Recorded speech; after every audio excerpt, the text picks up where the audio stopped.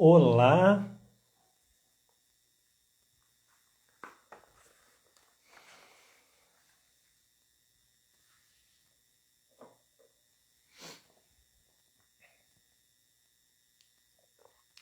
boa noite para quem está chegando e hoje, em homenagem ao perfume que a gente vai falar, eu vou dizer Guten Abend, que é boa noite em alemão.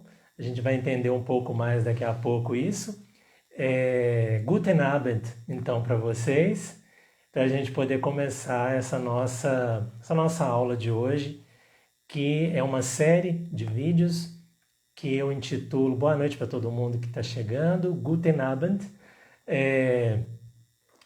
e ela se chama Grandes Perfumes da História, né? O que é o grande objetivo dessas conversas ligadas a grandes perfumes? A gente já falou da água húngara, a gente já falou do perfume da Cleópatra, e hoje é um tema muito especial para mim, é um perfume que eu gostaria de falar há muito tempo já, e como eu imaginava, as informações sobre esse perfume são muito volumosas e deu bastante trabalho, mais do que eu imaginava, estudar um pouco mais sobre esse perfume. Estou aqui com um frasquinho dele e a gente vai entender um pouco mais ao longo da nossa conversa.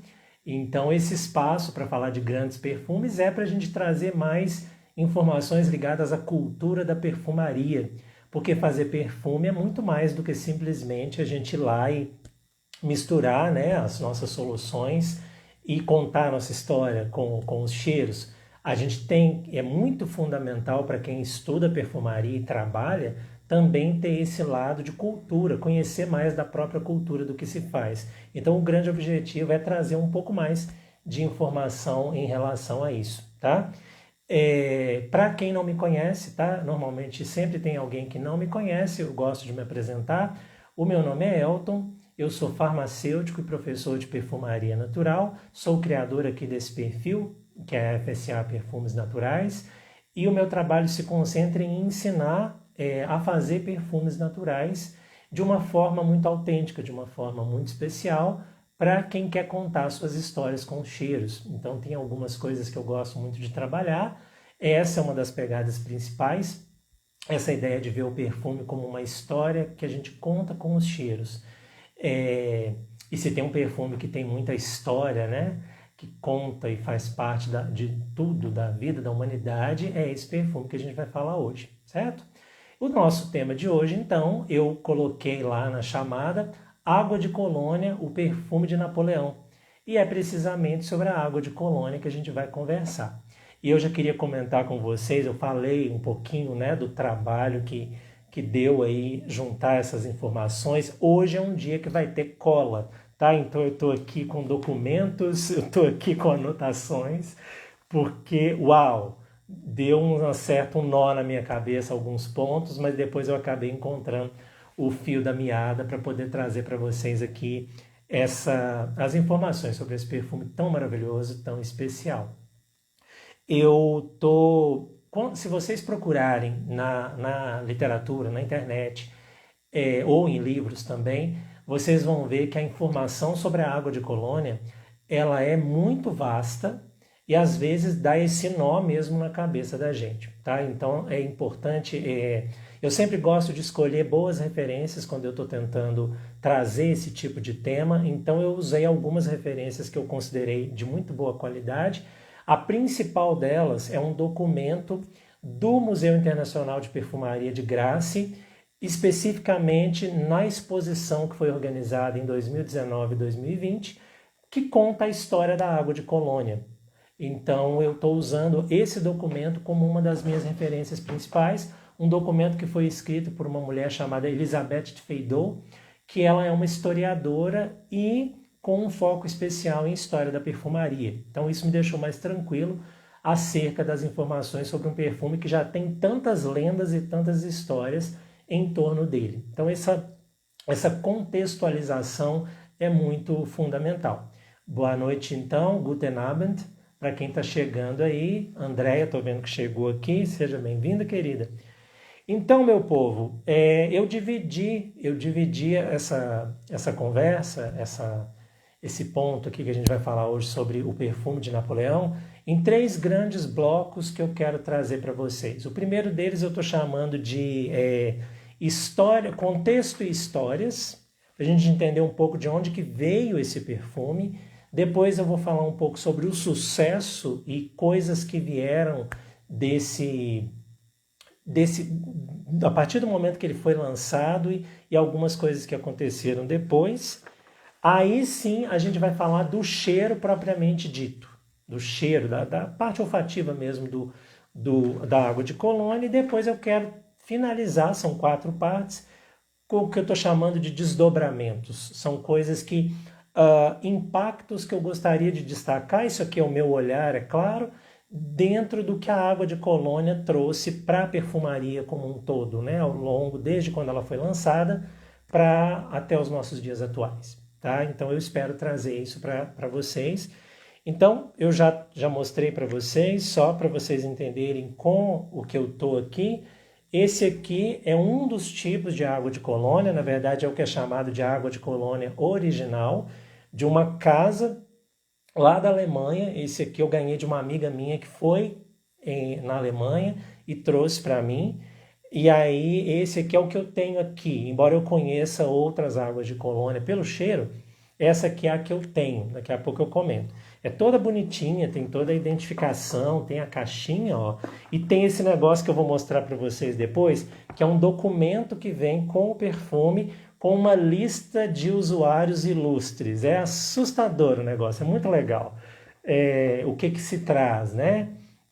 Mas vamos lá, eu vou me organizar aqui com as minhas anotações, só para eu poder começar falando então para vocês os contextos e histórias. Vamos lá, a gente tem então esse perfume, daqui a pouco eu vou fazer a desambiguação com relação ao termo água de colônia, tá? Mas primeiro vamos lá entender a parte histórica. A gente está falando aí, a ideia do lançamento da água de colônia, esse perfume, esse tipo de perfume muito especial, a gente está falando ali mais ou menos do final do século XVII, 1690, 1695, e esse início, essa história de quem de fato teria criado essa água de colônia é um pouco nebuloso, tá? A gente tem várias versões de documentos que mostram versões diferentes, o que deixa a gente mais doido ainda, e é isso que eu quero trazer um pouco para vocês aqui agora. Primeiro, a gente tem que entender o contexto das criações aromáticas daquela época. Se a gente pegar, eu falei com vocês que a gente já teve uma conversa sobre a água húngara, né? A água húngara é datada ali mais ou menos de 1370, a gente está falando de século XIV, e a água de colônia, a gente vai ter ali o lançamento dela em 1709, o que é considerado oficial, iniciozinho do século XVIII. Nesse meio tempo aí, a gente vai ter ali, que é característico da Idade Média, a gente vai ter um tipo de formulação muito interessante que é chamado de aqua mirabilis, tá? Seria mais ou menos água miraculosa. O que seriam as aquas mirabilis? Essas aquas mirabilis nada mais são do que formulações de base alcoólica, utilizando ali várias matérias-primas naturais, muitas vezes ervas, extrações dessas ervas, e elas vão ter finalidades terapêuticas, virtudes terapêuticas, daí o nome, água miraculosa, né? E a gente vai ter várias aquas mirabilis, muitas delas sendo concebidas em conventos, tá? Ou monastérios, e elas tinham então essa peculiaridade. A gente fala então do perfume, se a gente puder dizer assim, aqui um perfume terapêutico, né? A expressão perfume terapêutico é uma formulação aromática que vai ser principalmente conhecida pelas suas virtudes terapêuticas. A gente tem isso então, já com a água húngara a gente tinha isso, que era usada como tônico, inclusive para ingestão, além do uso como produto de beleza. A gente vai ter isso para várias dessas aquas mirabilis. Vocês precisam entender esse contexto só para a gente entender o que aconteceu no final do século XVII, quando a gente vai ter um cara, um italiano, chamado Giovanni Paolo Feminis, que a quem se atribui, vamos lá, nós vamos ter que desambiguar umas coisas aí. Atribui-se então, teria sido o Giovanni Paolo Feminis que teria criado a primeira ideia dessa formulação da água de Colônia, e ele teria, segundo uma das lendas, uma das histórias associadas a isso, ele teria criado essa formulação a partir de uma dessas aquas mirabilis, uma específica criada por freiras do convento de Santa Maria Novella, na Itália, que essa formulação dessa aqua mirabilis, que ele se inspirou, ela era mais focada em notas herbais. Ele teria então dado o toque pessoal dele, que ele trouxe essa informação cítrica. A gente vai entrar fundo no cheiro, mas daqui a pouco. Mas esse toque cítrico, esse toque esperídico que o Feminis trouxe, vai ser então essa interpretação em cima dessa aqua mirabilis, vai dar origem então a essa formulação que seria lançada ali em 1709, tá? Ela viria dessa inspiração. Só que tem outra fonte, outra história, que diz que na verdade não. O próprio Feminis teria criado, tá? Uma ideia totalmente original dele, e ainda tem, bom, ele teria criado essa formulação e teria depois passado ela para o sobrinho neto dele ou para o sobrinho. A gente encontra essas duas informações. Se era sobrinho neto ou só sobrinho, isso não ficou muito claro, pelo menos nas referências que eu usei. E esse sobrinho dele é quem de fato é conhecido por lançar a água de Colônia. Eu estou falando do Giovanni Maria Farina, tá? Também um italiano, que numa das outras histórias, o próprio Giovanni Maria Farina teria ele mesmo ido para a cidade de Colônia, na Alemanha, e lá ele teria lançado em 1709 o que é essa que está na minha mão, né? Seria essa água de Colônia original, em 1709. Não é à toa que a marca que até hoje está lá na cidade de Colônia, na Alemanha, é a Farina 1709. É uma das grandes referências de água de Colônia que a gente tem dentro desse contexto aí, supostamente a primeira, tá? Então, não fica muito claro se o Feminis, então, ele mesmo teria inventado, ele teria inventado a partir dessa outra aqua mirabilis e passado depois para o sobrinho dele, ou se era o próprio Giovanni Maria Farina que teria criado isso lá na cidade de Colônia, tá? Isso é um pouco confuso mesmo, tá? A versão que eu encontrei, que uma das mais oficiais que a gente encontra em fontes diferentes, é que teria sido isso. O Feminis teria criado essa formulação e passado para o Giovanni Maria Farina, que em 1709 lança na cidade de Colônia esse perfume, essa aqua mirabilis, essa eau admirable, água admirável, que vai ter um tanto de impactos, tá? Então, a gente tem esse primeiro ponto. Por isso que eu falo contextos e histórias, né? Inclusive, tem uma referência de uma suposta carta que o Giovanni Maria Farina teria enviado para o irmão dele, ali em torno de 1708, contando de como que era o cheiro desse perfume que ele criou. E eu vou ler para vocês, é tão bonitinho.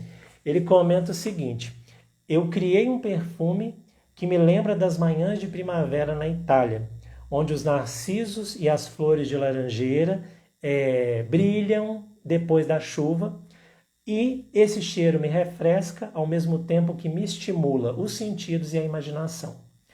É bem interessante porque a água de Colônia vai trazer isso aí mesmo. É uma inspiração, um modo como ele estava descrevendo o cheiro desse perfume. Aí a gente fica sem saber exatamente se ele tinha criado o Maria Farina, o Giovanni Maria Farina, ele mesmo criou ou ele trabalhou em cima da receita que o tio dele passou para ele. Isso fica um pouco confuso, mas o 1709 a gente tem que está lá na cidade de Colônia, na Alemanha, o lançamento dessa formulação, dessa aqua mirabilis.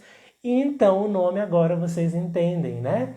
Que é a água de Colônia, numa homenagem à cidade onde ela foi lançada por esse italiano que cria esse cheiro numa lembrança, numa homenagem ao país natal, mas o nome ele dá numa homenagem à cidade que acolheu ele, a cidade de Colônia. E uma curiosidade que eu achei interessante trazer para vocês, mas por que Colônia? Por que ele cismou de ir para Colônia, né?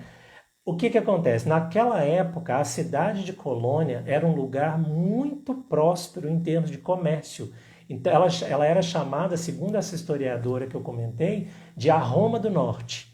Então, as pessoas iam muito para lá porque estava muito fervoroso o desenvolvimento das ideias, do comércio. Então, ele teria ido para lá também por causa disso, né? E aí acabou que teve toda essa coisa do lançamento da água de Colônia. E até hoje, 2023, lá na cidade de Colônia, os descendentes do Farina estão lá, que tem essa formulação aqui, que a gente vai, compra lá e tudo, e tem lá, eu vi umas gravações que essa amiga minha fez, da loja e tudo mais, e tem inclusive o frasco, que é inclusive chamado de frasco do imperador, que era de fato o formato do frasco que o Napoleão usava, mas daqui a pouco eu falo um pouco mais disso.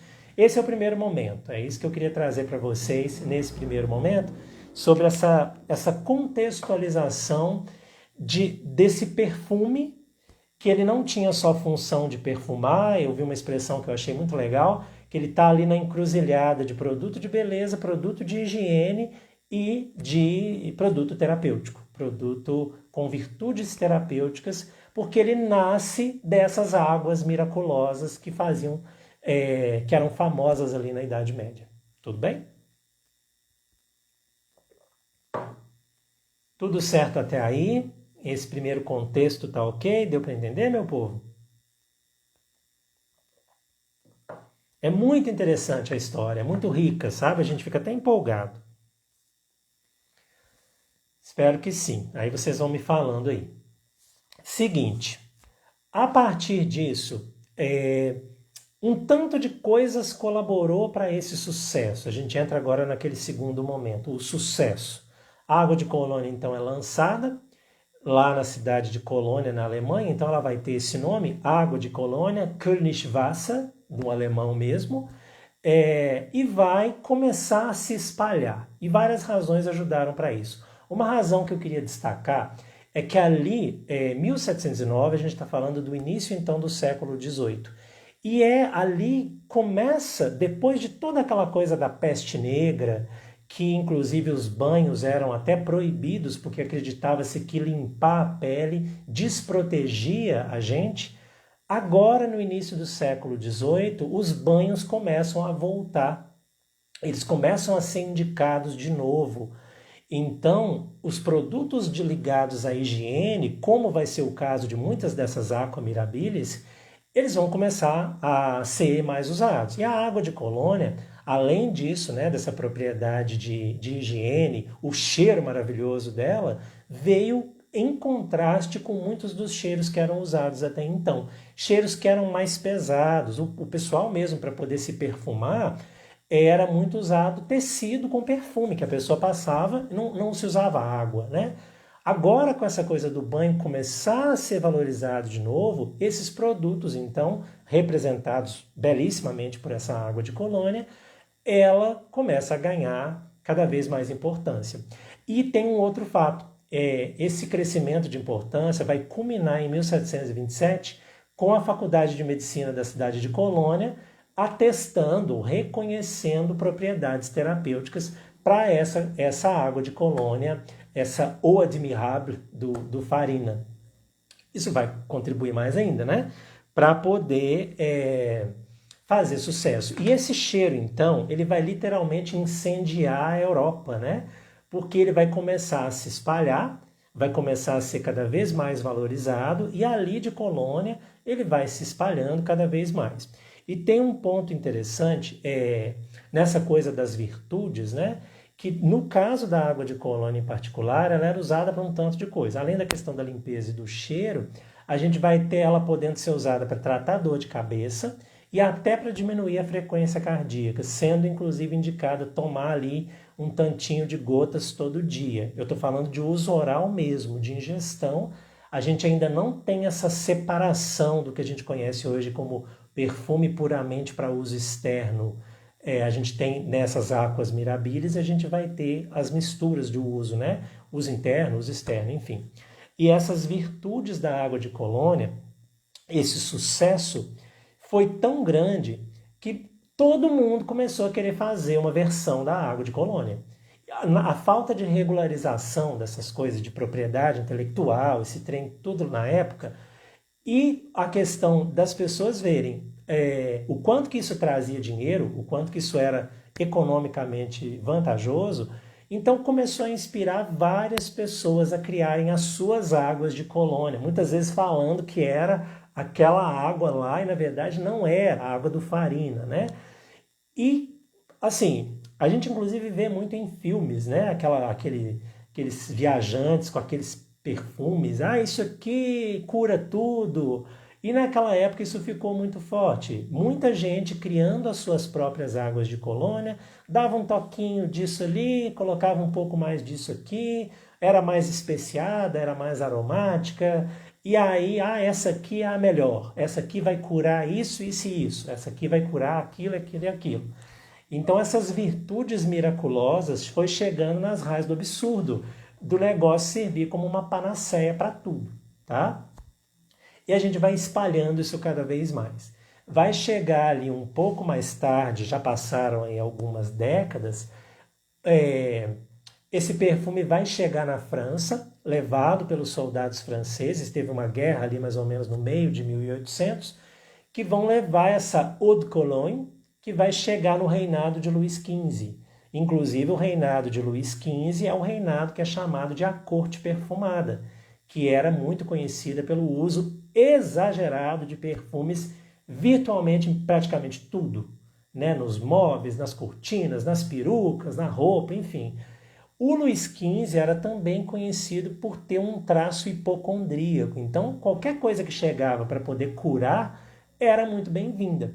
Essa água de Colônia, então, vinda da Alemanha e chamada de Eau de Cologne, exatamente, vai conquistar ali a corte francesa e isso vai ter muitos impactos, não só no caso do Luís XV, mas em quem vai vir depois também, né? Mas é interessante a gente trazer isso no que diz respeito ao Luís XV, porque a gente está ali mais ou menos no meio de 1800, e depois a gente vai ter desenvolvimentos, né?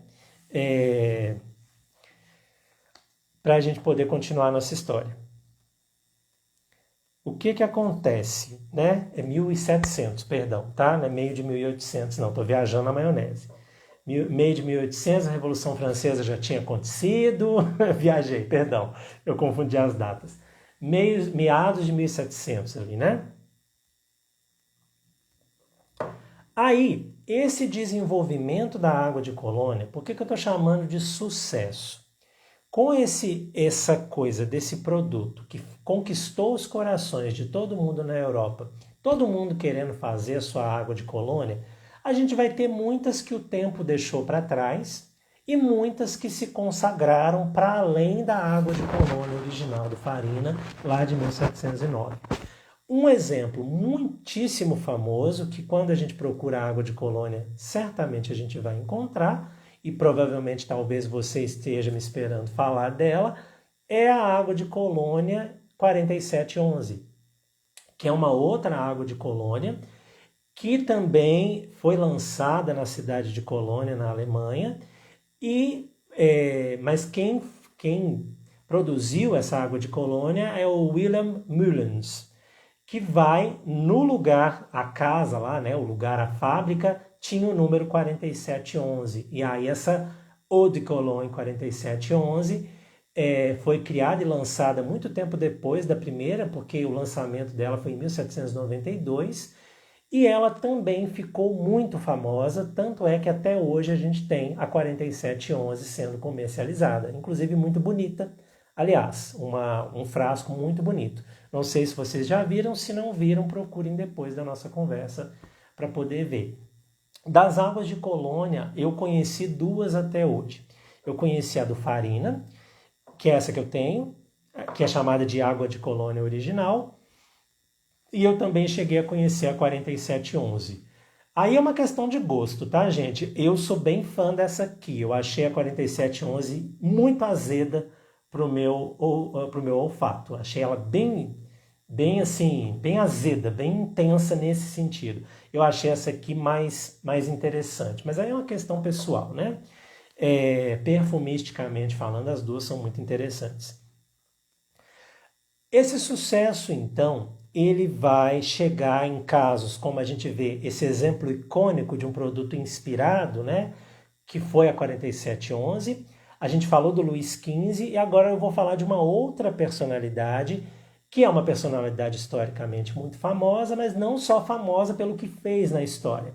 A gente já teve, então, a gente já passou de 1789, quando a Revolução Francesa vai acontecer, e a gente vai ter ali o nosso queridíssimo Napoleão Bonaparte, o primeiro, que vai ser uma das características de fama dele, no caso do perfume, do nosso contexto, é que ele era um usuário voraz da água de colônia. O Napoleão Bonaparte era um fã incontestável desse produto, chegando ao ponto das referências históricas mencionarem que o Napoleão chegava a usar 43 litros de água de colônia por mês. Era coisa aí de uns 30 e tantos frascos que ele usava. E era muito interessante, eu achei isso o máximo, porque ele não só ingeria, porque ele ingeria, ele colocava no açúcar, mas ele também, obviamente, ele usava no corpo e ele usava na casa dele, e o que eu achei mais legal, ele usava no cavalo dele. Imagina como que era chegar perto do Napoleão Bonaparte nesse cavalo dele, todo cheirando a água de colônia. Porque ele usava muita água de colônia, ele era um fã mesmo, incontestável dessa água de colônia. E por isso, então, que a gente, quando fala de água de colônia, não tem como falar sem falar do Napoleão Bonaparte, porque ele, então, é um dos maiores fãs. Depois eu vou ler para vocês outros nomes ilustres que estão aqui na lista de usuários dessa água de colônia, mas o Napoleão é um grande destaque que vale a pena a gente comentar. Daí, então, o perfume de Napoleão, por causa disso, né? Porque ele era um grande fã desse cheiro da água de colônia. Mas a gente tem mais desdobramentos em termos do sucesso, né? Porque a gente vai ter, então, depois, com o passar do tempo, isso vai ficando cada vez mais forte, né?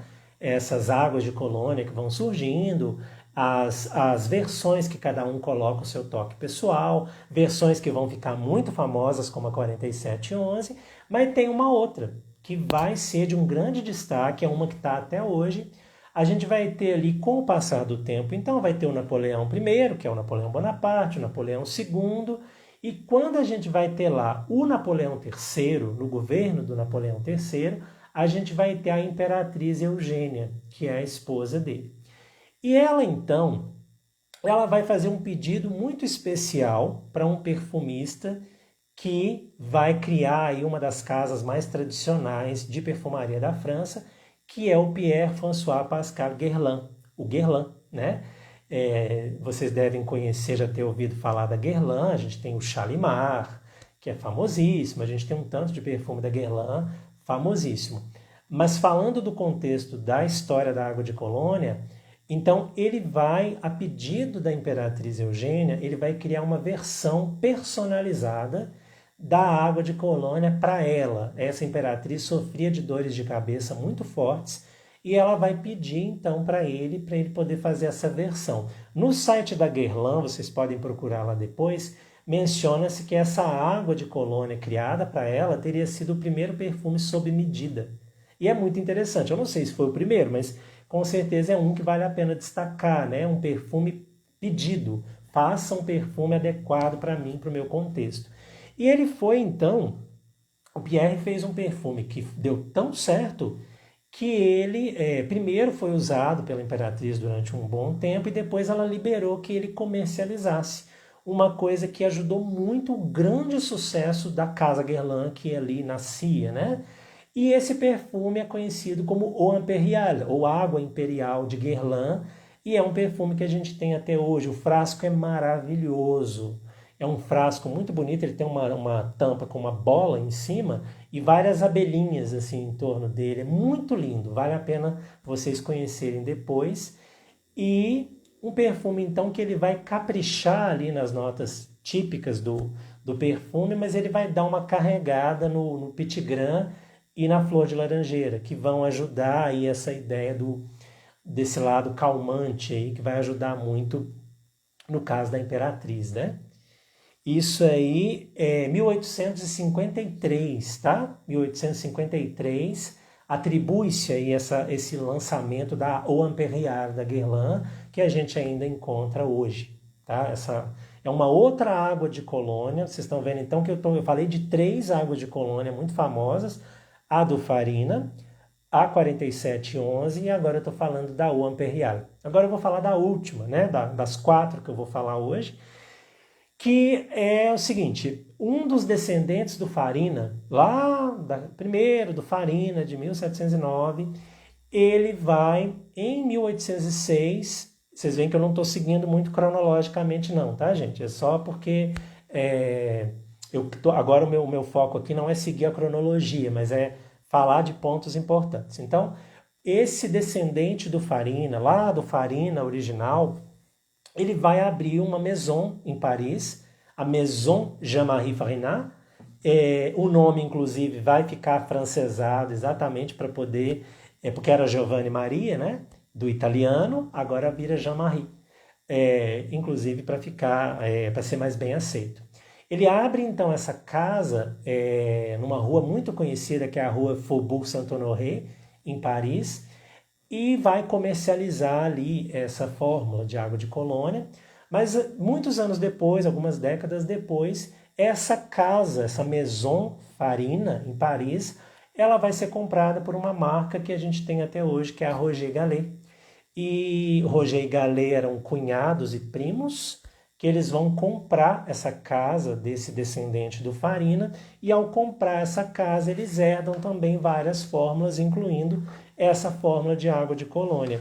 E essa fórmula passou a ser comercializada como Eau de Cologne Extra Vieille, que a gente ainda encontra hoje, ela hoje para comprar, tá? Ainda hoje. Então essas 4 águas de colônia são grandes exemplos. Aí eu estou falando mais da água de colônia bem raizona mesmo, né? Aquela água de colônia ali mais próxima do que é aquela água de colônia de 1709. A gente vai ter muitas variações que vão acontecendo ao longo dos séculos, desde aquela época, chegando em tudo que a gente tem hoje. Mas eu queria destacar essas 4 porque eu achei muito interessante destacar esses 4 exemplos historicamente tão importantes e que resistiram ao teste do tempo, uma vez que elas estão aqui até hoje. Tudo certo? Deixa eu renovar minha água. Então, essa nossa pequena pausa, né? Ai, é muito bom, gente. É muito bom. É uma coisa divina. Agora eu vou falar do cheiro da água de colônia, né? O cheiro, eu tô com a 1709. E assim, vamos falar do cheiro, né? Água de colônia é um perfume cítrico, tá? Inclusive dentro das 7 famílias da Sociedade Francesa de Perfumistas, essas águas de colônia, principalmente essas versões clássicas, principalmente essas 4 que eu mencionei, elas fazem parte da família de perfumes cítricos. Perfumes que vão ser muito democráticos, eles não têm toda aquela coisa de masculino, feminino, essa dá certo para todo mundo, público masculino, público feminino, tanto faz. É um uso muito democrático, é um cheiro, inclusive, muito interessante para o nosso país, que é um país mais quente, de um modo geral, mas eu concordo com a minha amiga Cristina, eu acho que é um perfume para o ano inteiro, sabe? Esse cheiro é muito maravilhoso, é um perfume para o ano inteiro. O perfume água de colônia, então, aqui é onde eu vou fazer aquela desambiguação. O termo água de colônia, ele normalmente, dentro da perfumaria, a gente vai ter 2 significados que a gente pode atribuir, tá? Eu vou desambiguar primeiro para falar do cheiro em si. A água de colônia, ela representa um tipo de perfume, mas em dois contextos diferentes. O primeiro eu já falei. A água de colônia é um exemplo historicamente muito importante e está dentro de uma família de perfumes do ponto de vista olfativo, que é um tipo de perfume cítrico por excelência, caracterizado pela dominância do cítrico, independente da construção que eu vou fazer em torno disso. Então, é um tipo de perfume cítrico, inclusive virou uma marca mesmo, né? Água de colônia como nome de perfume, como marca de perfume, dentro desse contexto de cítrico, de informação cítrica. Outra coisa é a água de colônia, tipo de perfume em termos de concentração. A gente tem basicamente 5 tipos de perfume baseado em concentração. É aquela ideia do eau de parfum, eau de toilette, o parfum mesmo. A eau de cologne, ou água de colônia, dentro do contexto de concentração, ela é um termo genérico que está ligado a perfumes que vão ter uma concentração em torno de 3 a 5% de fragrância. As referências não são unânimes quanto a isso. Eu trabalho com essa de 3 a 5. Da água de colônia, tipo de perfume, quanto a concentração, trabalhar ali em torno de 3 a 5% de fragrância, né? De parte efetivamente aromática. Então, essa desambiguação feita, a gente continua falando do cheiro em si. Como perfume cítrico, a água de colônia, então, ela vai ter uma estrutura central muito característica. A gente, quando estuda notas usadas na água de colônia, obviamente a gente vai encontrar muitos cítricos sendo citados, mas tem 3 cítricos que é categórico, que é unânime, inclusive dentro da referência do Museu Internacional é citada, é um trio. Esse trio é composto pela bergamota, pelo Petit Grain de laranja amarga, que é o mais clássico, né, que a gente tem, e Neroli, que é o óleo essencial de flor de laranjeira. Se você já conhece esses 3 cheiros, você já pode estar aí tendo mais ou menos uma ideia da beleza do cheiro desse tipo de perfume. É claro que ele vai ser enriquecido com outros cítricos, limão, laranja e vários outros. Aí vai depender muito do que a pessoa vai trabalhar. Mas essa estrutura clássica, essa estrutura emblemática de Neroli, Petit Grain e bergamota é uma coisa que a gente vê mesmo como eixo central. Então já fica inclusive de dica de acorde, né? Fazer um acorde água de colônia para você colocar aí, vivenciar, enfim. Outra coisa que a gente precisa conversar sobre a água de colônia. Então, para você ter mais ou menos uma ideia do cheiro, é mais ou menos isso que eu falei com você. E vale destacar uma coisa, não são apenas notas que têm o lado cítrico evidente. Bergamota, Neroli por razões óbvias, e Petit Grain são notas que, além do lado cítrico, elas têm um lado floral que é presente. Então, a gente tem aí esse eixo central, né? Um eixo central que vai ter o cítrico óbvio, mas a gente vai também ter essa presença desse floral belíssimo que estão presentes nessas 3 notas que eu falei. Se a gente está falando de um perfume predominantemente cítrico, a gente vai ter um perfume que ele não vai ter uma duração muito grande, porque as notas cítricas normalmente são notas de saída, notas que têm uma alta volatilidade e vão embora mais rapidinho mesmo. Então esse tipo de perfume não é de se esperar que ele tenha uma duração muito grande, aquela coisa de esperar que ele dure 8, 12 horas, é viajar na maionese aqui no caso de falar de água de colônia. Inclusive eu vi num curso de uma escola que chama Perfumers World, o perfumista que estava explicando, ele falou uma coisa que eu achei bem interessante, eu não sei o que vocês vão achar. Ele comentou que tentar ficar fazendo uma água de colônia, pensem aqui na ideia da água de colônia que eu estou trazendo para vocês. Pensar em fazer uma água de colônia que tem uma longa duração é quase que um sacrilégio com as águas de colônia, porque não tem nada a ver com a pegada da água de colônia.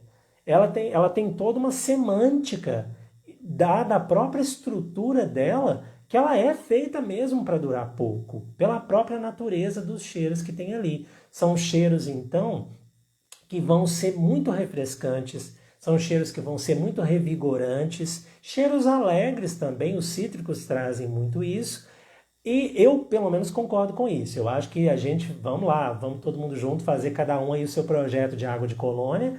Não é o tipo de perfume que a gente vai ficar preocupando muito com questão de fixação, fixações longas e eternas, porque não tem a ver com a identidade do perfume. Pelo menos eu também penso assim, não sei o que vocês acham, tá? Deixa eu só ver aqui, Elton tem essa água de colônia Extra Vieille da Roger Gallet. Gosto de usar agora no verão, o frasco é bem bonito. Obrigado, Maria Célia, por ter dado o retorno pra gente. Ela eu não conhecia ainda, bom você trazer esse retorno pra gente, tá? E muito adequada, né, para a ideia do verão, inclusive, por toda essa coisa do cheiro. A Shirley está perguntando em média quanto dura. Não sei te responder, Shirley. É pouco tempo mesmo. Pelo menos, por exemplo, essa aqui que eu tenho aqui, a gente passa com 1 hora, meia hora, às vezes o cheiro já passou. Meia hora a gente ainda sente um pouquinho, mas com 1 hora já foi tudo embora. A Andrea, da Nova Era, está comentando aqui o que eu acho que é perfeito. É um cheiro para você se deliciar com aquela experiência ali de viver aquele cheiro. É bem isso. Não é perfume para a gente ficar se preocupando em duração eterna com ele. Isso, inclusive, faz parte da reflexão que eu quero trazer no final. Isso é o universo olfativo da ideia clássica de uma água de colônia. Então, se a gente quiser fazer, inclusive se a gente quiser pensar em versões da água de colônia, já pode se inspirar para poder fazer. Deixa eu ver se vocês estão comentando aqui. Shirley está falando que é mais uma função. Não, Shirley, eu não gosto dessa coisa de função energética e terapêutica, não. Se você pensar em terapêutico, mais no sentido do bem-estar que o cheiro traz. É um perfume para viver aquele cheiro, igual a Andrea comentou, para se deliciar, igual o Pablo também está comentando aqui, para se refrescar, tá? É mais isso, é uma experiência de prazer, uma experiência hedônica, que eu sempre gosto de falar, para mim já é trazer saúde. Viver o prazer, ainda mais com um cheiro tão maravilhoso quanto esse, já é uma experiência terapêutica por si só. O nosso foco aqui, Shirley, só para você entender, não é um perfume que vai tratar coisa nenhuma. Essa ideia histórica do perfume lá ter as virtudes terapêuticas, elas inclusive não estavam ligadas a essa ideia que a gente tem de terapêutico hoje, ligado à psicoaromaterapia, não era. Era mais ligado mesmo à dor de cabeça, era terapêutico no sentido fisiológico mesmo, né? Do físico. Não exatamente do que a gente costuma trabalhar hoje, tá? Pelo menos de nenhum dos documentos que eu li menciona assim em momento algum a questão desse ponto de vista, tá bom? Deixa eu ver aqui. Tudo com óleo essencial, tá? Tudo produto natural. Inclusive eu vou até comentar disso, foi bom você ter falado. Cadê o Pablo aqui? O Pablo tá falando que usa de pós-banho e antes de ir para academia. Momentos perfeitos mesmo, eu também uso antes de ir para academia. E depois do banho também.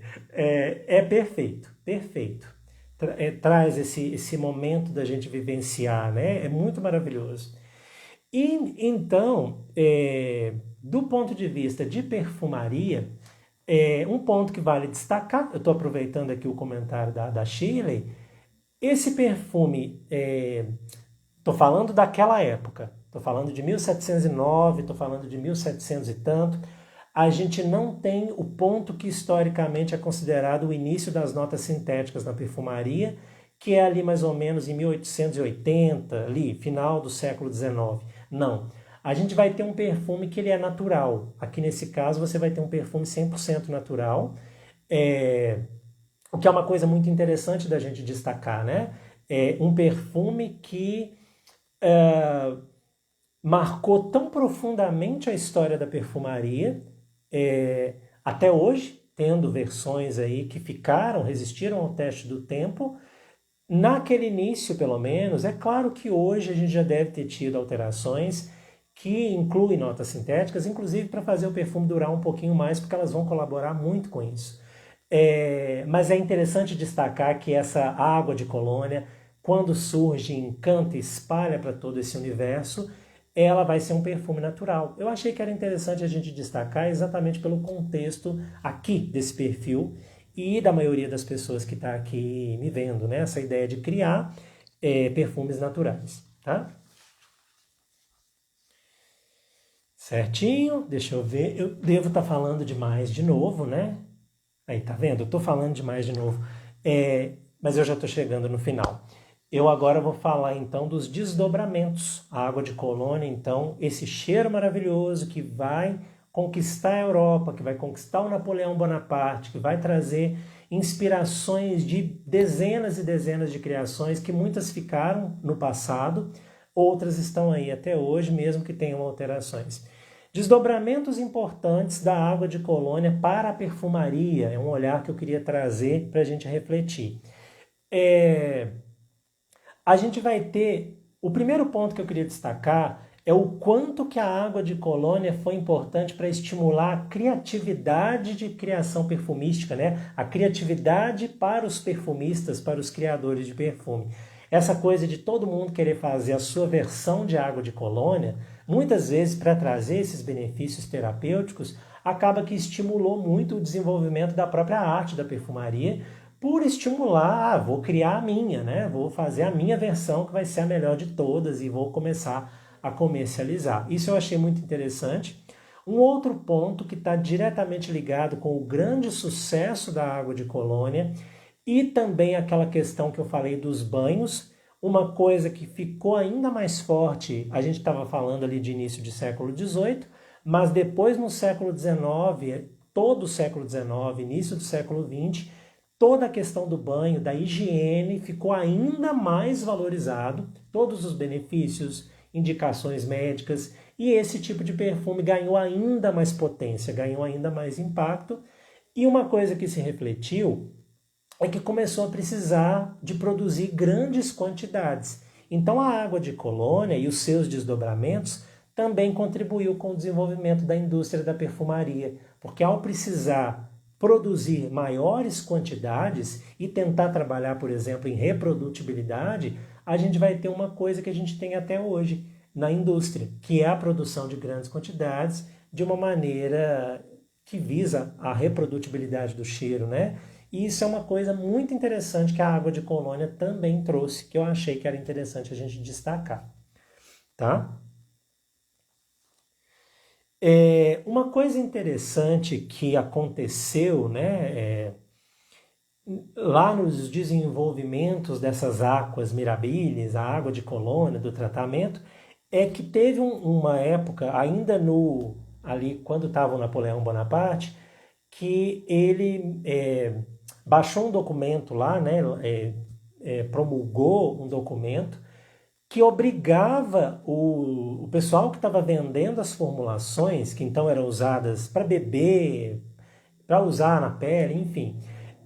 Ele precisou, então foi preciso que essas pessoas divulgassem as suas formulações, porque estava tendo muito caso de gente promovendo até charlatanismo na época. Então, um outro impacto que teve o desenvolvimento da água de Colônia, só dando um retrocessozinho no tempo, é que com esse documento do Napoleão Bonaparte, as pessoas tiveram que divulgar suas formulações para passar ali pelo escrutínio, para poder ver da comunidade médica se aquilo de fato tinha razão de ter aqueles benefícios. E isso fez então, que eu achei muito interessante, historicamente falando, a gente vai ter então uma separação da farmácia e da perfumaria. Porque agora, muitas pessoas então, para não divulgar a fórmula, esse perfume então agora passou a ser usado só de uso externo. Então essa coisa para ter uso interno igual era, no momento em que você precisa divulgar a fórmula, muita gente para não divulgar a fórmula passa a adotar o uso externo apenas desse tipo de perfume e o que historicamente foi chamado de a separação ali entre farmácia e perfumaria, porque até então os apotecários, né, os boticários, eram profissionais muito ligados também à produção de perfume. Para quem já viu o filme O Perfume, vai saber exatamente o que eu estou querendo dizer quando o Grenouille lá vai ser aprendiz de um apotecário, tá?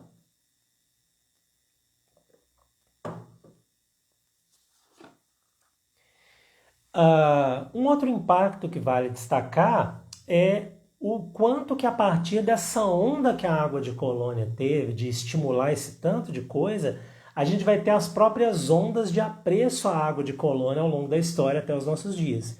Então a gente teve esse boom naquela época, e depois, com essa coisa do século XIX, início do século XX, a gente vai ter ainda um grande uso, mas chegando ali nos anos 1900, até mais ou menos 1930, a gente vai ter ainda esse boom gigante das águas de Colônia, inclusive agora com notas sintéticas, o que ajudou muito, até pela própria padronização, a produção em maior quantidade, a democratizar o uso desse tipo de produto. Nos anos 70, mais ou menos, a gente vai ter um decaimento desse apreço a esse tipo de perfume mais leve, mais cítrico. E um último ponto histórico que eu queria destacar é quando... Pablo, quando isso o quê? Por favor, só me fale, porque eu falei de tanta coisa. Se for o negócio do Napoleão, foi 1810, tá? É o que se tem na referência histórica, 1810, por volta de 1810. Eu acho que é isso que você me perguntou.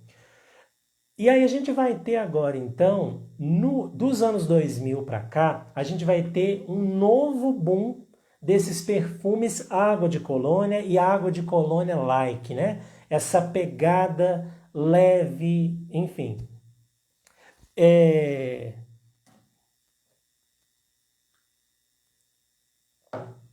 Essa pegada de apreço de novo pela água de Colônia. Eu até vou pegar a frase que eu achei muito legal.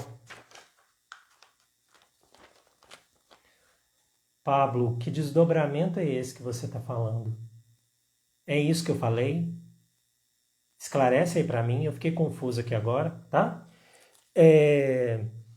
Tem uma socióloga, o nome dela é Brigitte Mounier, que ela comenta de o porquê desses perfumes do tipo água de Colônia, agora na nossa época, eles terem voltado a ficarem tão famosos, as pessoas estão buscando muito. Tem a ver muito com o que está acontecendo no nosso tempo, de uma busca de autenticidade de novo, uma busca pelo simples, uma busca por essa ideia de limpeza, de pureza. Então essa socióloga comenta que essa seria uma das razões. E a água de Colônia, ela seria muito perfeita para isso, porque além dessa ideia, desse cheiro, né, que está ligado à ideia de pureza, à ideia de limpeza, ela é um perfume com uma identidade própria, uma identidade muito bem definida, o que acaba atraindo muita admiração. Achei interessante trazer esse desdobramento, né? É isso mesmo, Pablo, perdão. Eu tinha entendido o que você perguntou mesmo. A localização histórica, isso então aconteceria ainda dentro do governo do Napoleão I e atribui-se a data ali de 1810, tá?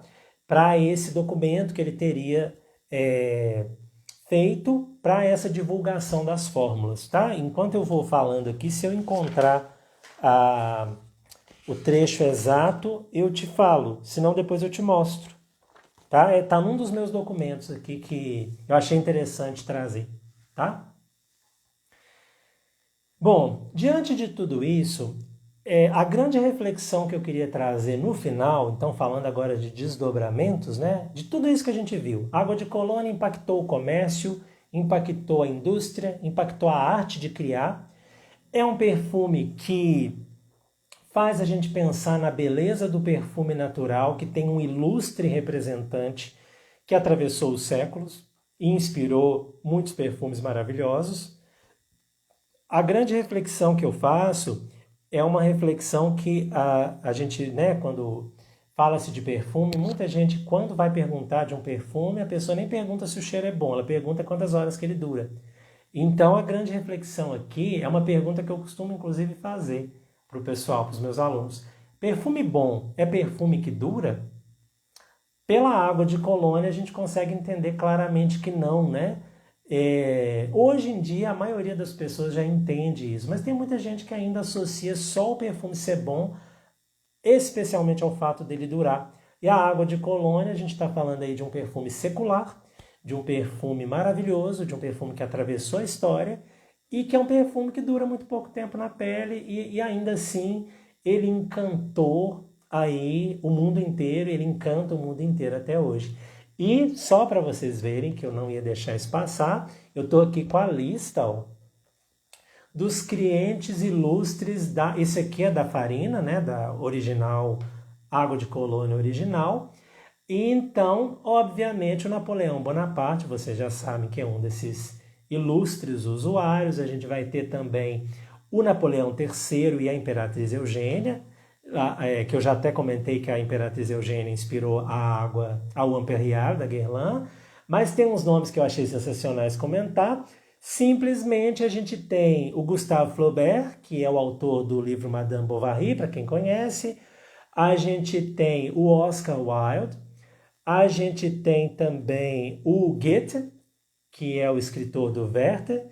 A gente vai ter a princesa Diana, a gente vai ter a maravilhosa atriz alemã Marlene Dietrich, dentre outros e outros e muitos outros nomes. A gente vai ter cadê aqui ele, gente? Eu vi.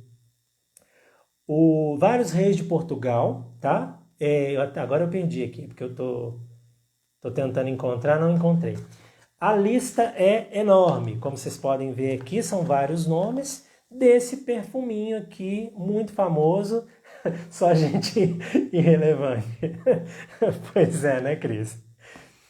Eu achei muito legal. Quando eu comecei a ler isso aqui, quando eu vi, eu falei, gente, olha só que coisa interessante. Mark Twain, acabei de ver aqui, o Mark Twain também. E vários outros nomes que a gente pode encontrar aí, de personalidades históricas muito importantes, que vem bater o martelo ainda mais, né, de que o perfume bom não é perfume que dura, né? A prova está aí, a Água de Colônia e os seus ilustríssimos usuários. Certo, meu povo? Ó, Água de Colônia, a gente falar desse perfume, seria interessante fazer uma semana, né?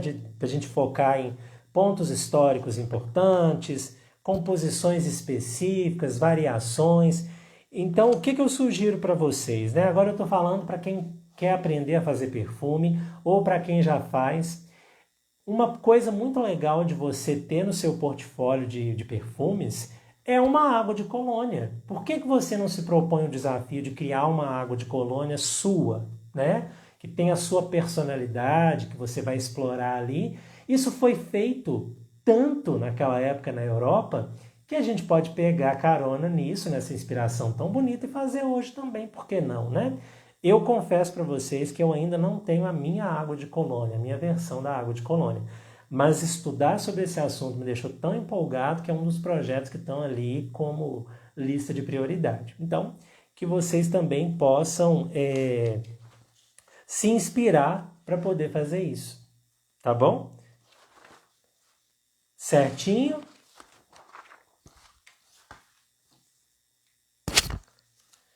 Espero que eu possa ter trazido para vocês um pouco mais de luz sobre esse assunto, para quem tem curiosidade com esse perfume, para quem ainda não sabia muito, cheio de coisas históricas muito interessantes e além da próprio cheiro do perfume que é maravilhoso. O da Cris vai ter gálbano, vai ser uma água de colônia com um traço verde bem bacana, bem marcante. Vocês querem comentar alguma coisa, gente? Eu já estou me organizando aqui para a gente finalizar, porque eu falei, inclusive, mais do que eu deveria. Mas espero ter trazido coisas bem bacanas para vocês.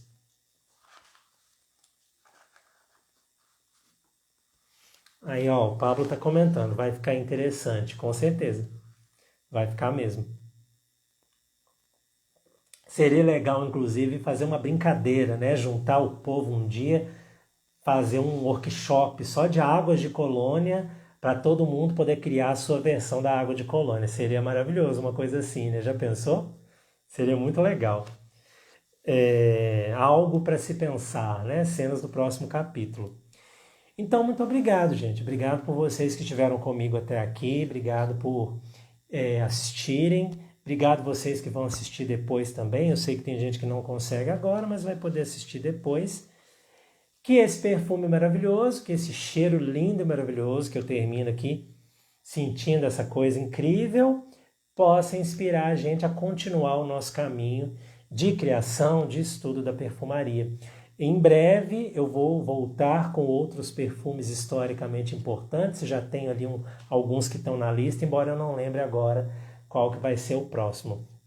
Espero poder encontrar vocês na semana que vem, para a gente poder falar de outro tema muito bacana, muito significativo, desse universo lindo que é o universo da criação de perfumes naturais. Convido você também, se você ainda não conhece, dá uma olhadinha aqui no perfil, vai conhecer o site da FSA e vem aprender a fazer perfume, que é uma experiência poderosa e linda que a gente pode viver. A água de colônia é só um dos exemplos, tá? Obrigado, Maria Célia, Cristina, Pablo, todo mundo que está aqui e todo mundo que vai ver depois, tá bom? E eu vou finalizar dizendo boa noite também em alemão, em homenagem à queridíssima cidade de Colônia, que a gente pode inclusive fazer um tour que tem que incluir a cidade de Colônia nesse tour. Então, para vocês, Dankeschön e Gute Nacht.